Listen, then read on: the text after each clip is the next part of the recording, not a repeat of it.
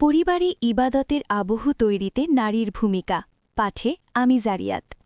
রমজান মানেই আত্মশুদ্ধি আর ইবাদতের বসন্তকাল। একটি মুসলিম পরিবারে রমজানের পবিত্র আমেজ ফুটিয়ে তুলতে নারীরা পর্দার আড়াল থেকে যে নিরলস পরিশ্রম করেন তা অতুলনীয়। সেহরি থেকে ইফতার পুরোটা সময় জুড়ে পরিবারের প্রতিটি সদস্যের ইবাদতকে সহজ ও সুন্দর করে তুলতে একজন নারী মূল চালিকা শক্তি হিসেবে কাজ করেন। ইসলামে নারীর এই ত্যাগ ও সেবাকে শুধু ঘরোয়া কাজ হিসেবে নয়, বরং উচ্চ মর্যাদার ইবাদত হিসেবে গণ্য করা হয়েছে। মূল আলোচনা ১. সেহরি ও ইফতারের প্রস্তুতিতে সাওয়াব। হাদিসে এসেছে, যে ব্যক্তি কোনো রোজাদারকে ইফতার করাবে সে ওই রোজাদারের সমান সাওয়াব পাবে। তিরমিজি। পরিবারের সদস্যদের জন্য সেহরি ও ইফতার প্রস্তুত করা কেবল রান্নাবান্না নয়, বরং এটি একটি বড় মাপের খেদমত। নারীরা তপ্ত উনুন আর ক্লান্তিকে উপেক্ষা করে যখন পরিবারের মুখে খাবার তুলে দেন, তখন মহান আল্লাহর পক্ষ থেকে তারা বিশেষ রহমত ও বরকত লাভ করেন।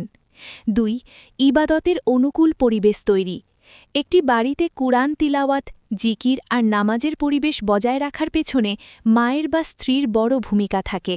পরিবারের সন্তানদের ছোটবেলা থেকেই রোজার প্রতি আগ্রহী করা, তাদের সেহরিতে জাগিয়ে তোলা এবং সুন্দর আচরণের মাধ্যমে ধৈর্য শিক্ষা দেওয়া নারীর অন্যতম দায়িত্ব।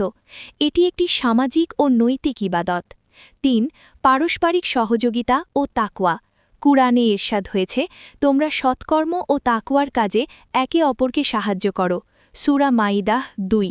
রমজানে যখন পুরুষরা বাইরে বা মসজিদে ইবাদতে ব্যস্ত থাকেন, তখন নারীরা ঘরের অভ্যন্তরীণ শৃঙ্খলা বজায় রেখে তাদের ইবাদতকে নির্বিঘ্ন করেন।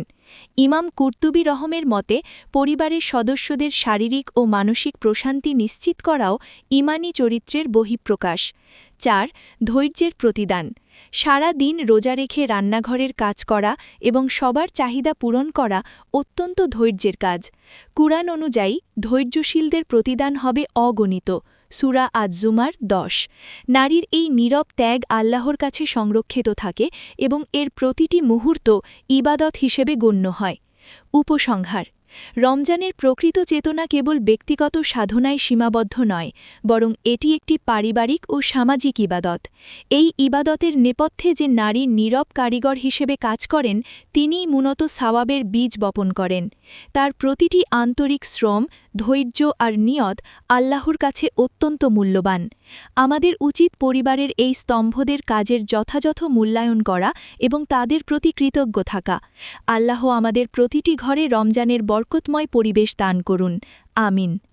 আপনার জন্য পরবর্তী কাজ ভালো লাগলে একটা লাইক, শেয়ার, সাবস্ক্রাইব আশা করতেই পারি।